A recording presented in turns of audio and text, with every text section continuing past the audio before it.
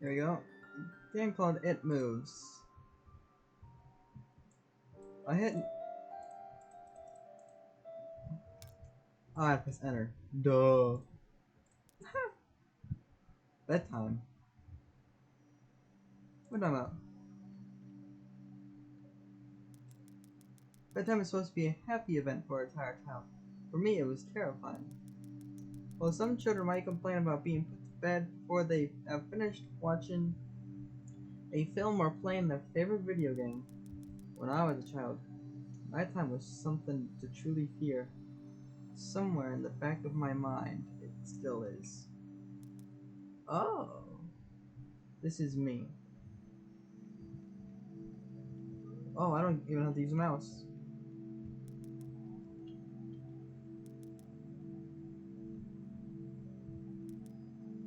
It's a bunk bed. I sleep in the top. Extra Teddy. It's a wolf. Yeah, yeah. I cannot prove that what happened to me was objectively real, but I can swear that what I experienced was genuine horror. A fear which in my life, I'm glad to say, has never been equaled. I will relate it to you all now as best I can. Make of it what you will, but I'll be glad to just get it off my chest. Ah! I scared myself. Oh. Flowers won't put these here. This is my brother's. Okay. Who are you? This is my father. I can't remember exactly when it started, but my apprehension towards falling asleep seemed to correspond with me being moved into a room of my own. The mother. Not too interesting. Ventilation. Haha, man with a mustache.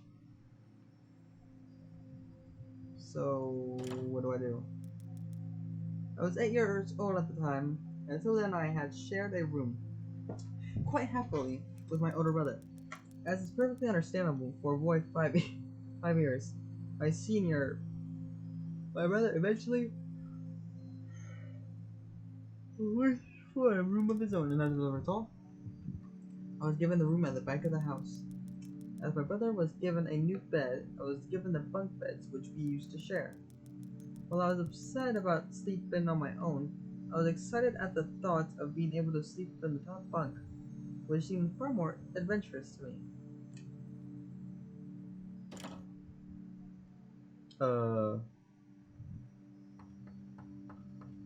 Who's knocking? Oh, the mother. Alright, it's bedtime. Already? Yes, adults need their sleep. You see, you'll be sleeping alone for the first time. You excited? Yes, Mom. That's not a happy sound.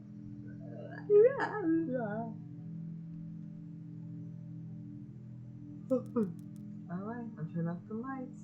Good night. Good night. I don't like that. Let me just move this mouse. Da da da da da da. Chapter 1. Cave. Interesting.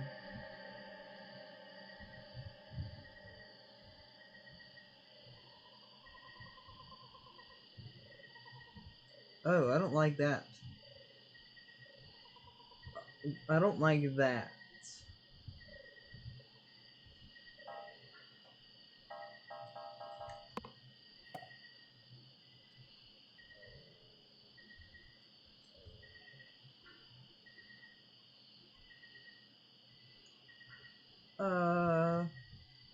What the hell are you?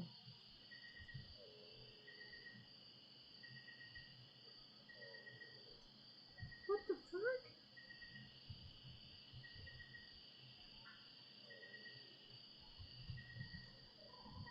Hello? Here we go. What? so I might get lost. I wonder what's cooking.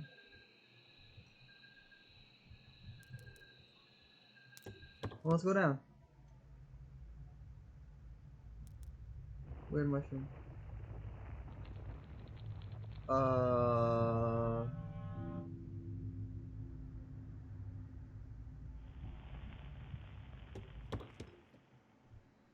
Let's leave.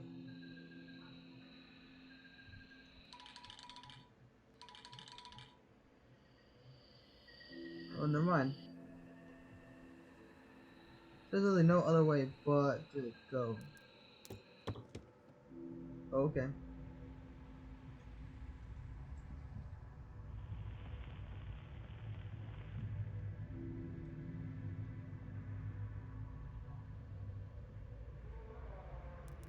Purple mushroom. Definitely poisonous.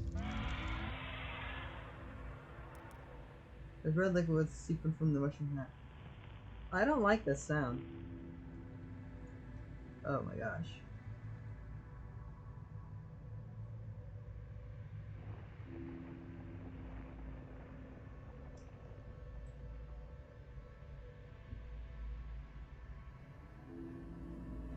Ah! Oh jeez, what the fuck was that?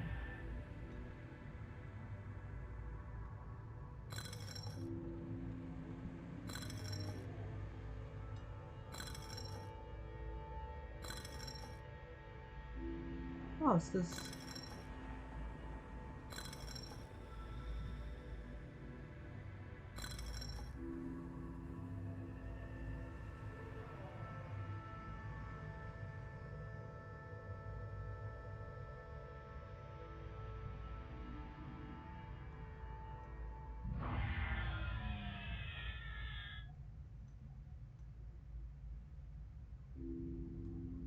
What the hell is that thing?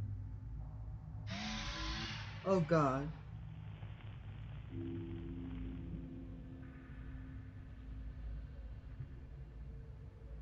What the hell is it?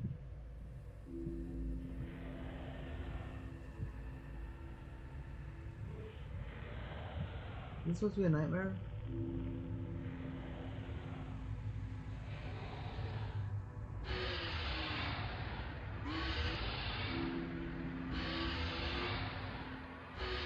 Oh god. No! What the hell?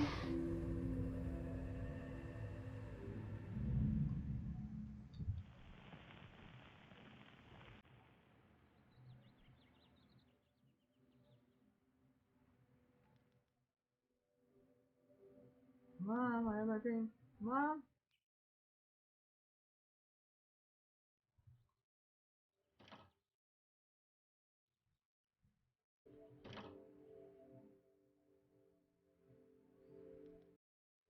Mom, I had a bad dream. I had a bad dream. Oh, that's too bad, sweetie. I'll be up in a minute. We can eat breakfast together. Alright, hurry up. Go change your clothes and I'll be right there. Mom will be there.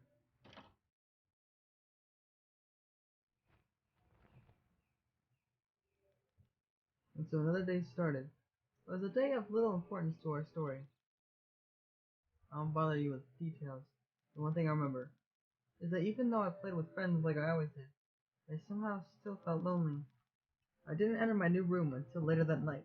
It was time to go to sleep again. Oh, that's interesting. Anyway, now. Hi.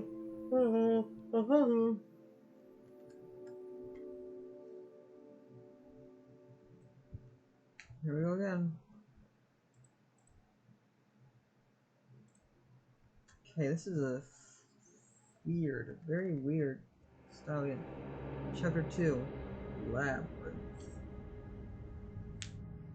I don't feel like 100% perfectly, but it'll be fine. Why can't I don't know.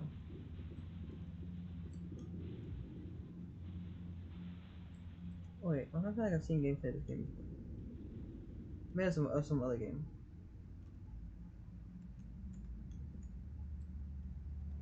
Okay. Mason's the hide from the monster? God damn it.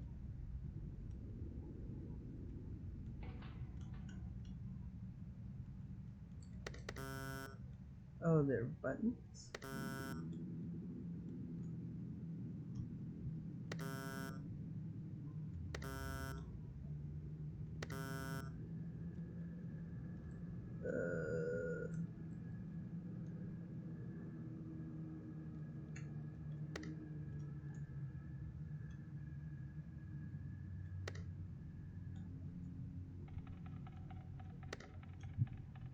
Interesting.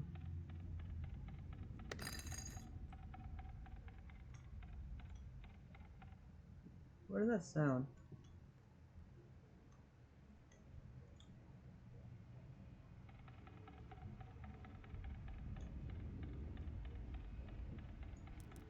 I want a poster.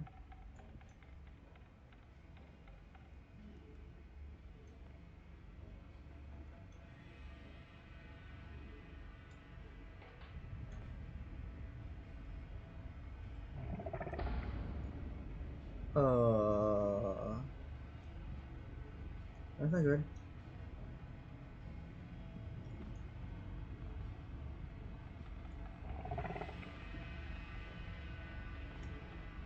Oh god. No.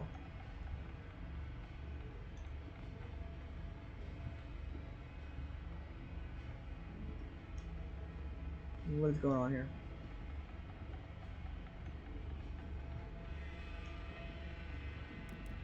Ventilation maybe. Ah! Son of a bitch.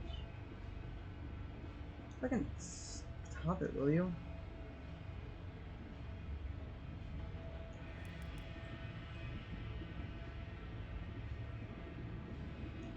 So I can't go that way.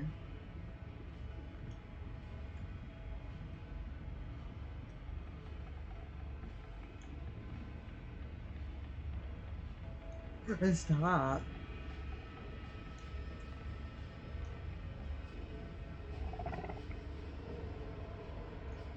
Jeez, so fast now. Wait a second. No. Face, go away. Go away, Face. Leave me the hell alone. Go away. Go away. Go. How can I put down? Gotta drink all these like little potions. Oh my gosh, get this face out of my. No. Go away. Go away. I don't want to see a face.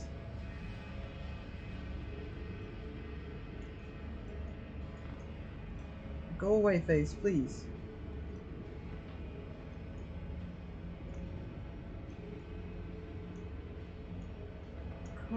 Go away. Nobody likes you. Go away. Where is his last bottle? I'm assuming it's the last bottle, but I don't really know. Shut up.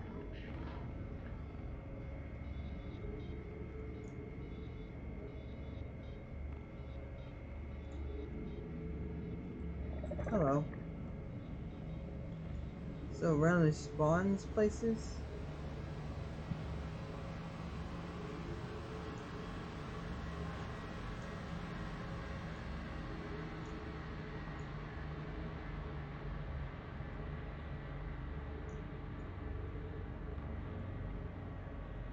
Okay, where are these?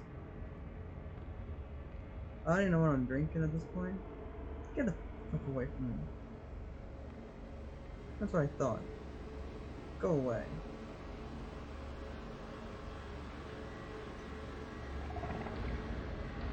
Oh. He had a big fat nose, didn't he?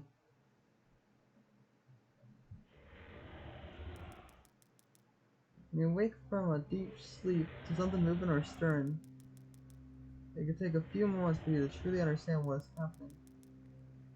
The fog of sleep hangs over your eyes and ears, even when lucid. Something was moving. There was no doubt about that. At first I wasn't sure what it was. Everything was dark, almost pitch black. But something but there was enough light creeping in front from outside to outline that room. Two thoughts appeared in my mind almost simultaneously. The first was that my parents were in bed, because the rest of the house lay both in darkness and silence. The second thought turned to the noise. A noise which had obviously woken me. That was it. Bed sheets rustling in the dark and someone breathing. As if some disturbed sleeper was attempting to get all too comfortable in the bottom bunk. I lay there in disbelief, thinking that the noise was either my imagination, or perhaps just my pet cat finding somewhere comfortable to spend the night. It was then that I noticed my door, shut as it had been as I'd fallen asleep. Perhaps my mother had checked in on me, and the cat had sneaked into my room then. Yes, that must have been it. I turned to face the wall, closing my eyes in the vain hope that I could fall back to sleep. As I moved, the rustling noise from underneath me ceased. I thought that I must have disturbed my cat, but quickly realized that the visitor in the bottom bunk was much less mundane than my pet trying to sleep, and much more sinister. As if alerted to and disgruntled by my presence, the disturbed sleeper began to toss and turn violently, like a child having a tantrum in their bed. I could hear the sheets twist and turn with increasing ferocity. Fear then gripped me, not like the subtle dents of unease I had experienced earlier, but now potent and terrifying. My heart raced as my eyes panicked, scanning the almost impenetrable darkness. I let out a cry. As most young boys do, I instinctively shouted on my mother. I hear something stir on the other side of the house. But as I began to breathe a sigh of relief that my parents were coming to save me, the bunk bed suddenly started to shake violently, as if gripped by an earthquake. Holy cow, this is getting loud. Just turn that down. As if gripped by an earthquake, scraping against the wall. I could hear the sheets below me thrashing around as if tormented by malice. I did not want to jump down to safety, as I feared the thing in the bottom bunk would reach out and grab me, pulling me into the darkness. So I stayed there, white knuckles clenching my own blanket like a shroud of protection. The wait seemed like an eternity. What's wrong? Did you have a bad dream? I cried and my mother consoled me. Tears of fear, followed by relief, streamed down my face. Yet, through all of the horror and relief, I did not tell her why I was so upset. I cannot explain it, but it was as though whatever had been in that bunk would return if I even so much as spoke of it. Whether that was the truth, I do not know. But as a child, I felt as if that unseen menace remained close, listening.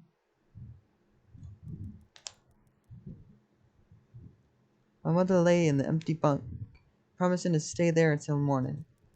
I remember the next day wanting to go anywhere, be anywhere, but in that suffocating room. It was a Saturday, and I played outside, quite happily with my friends. Although our house was not large, we were lucky to have a long sloping garden in the back. We played there often, as much of it was overgrown, and we could hide in the bushes, climb the huge sycamore tree which towered above all else, and easily imagine ourselves in the throes of a grand adventure. As fun as it all was, occasionally my eye would turn to that small window in my room. Ordinary, slight, and innocuous. But for me, That thin boundary was a looking glass into a strange, cold pocket of dread. Outside, the lush green surroundings of our garden filled with the smiling faces of my friends. Inside, the feeling of something that room watched me play, waiting for the night when I would be alone, eagerly filled with hate. It may sound strange to you, but by the time my parents ushered me back into that room for the night, I said nothing. I didn't protest. I didn't even make an excuse as to why I couldn't sleep there. I still felt that this thing would be enraged, if I so much as spoke of it. Another night came.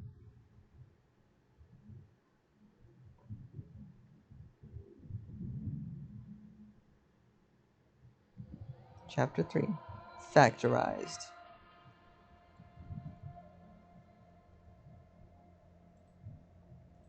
I think that should be a I think that should wrap this episode up. Why does what the fuck? No, what the hell? But yeah, I think yeah. That should about do that for this episode of It Moves. So let me know what you thought and like and subscribe to show your support for the channel.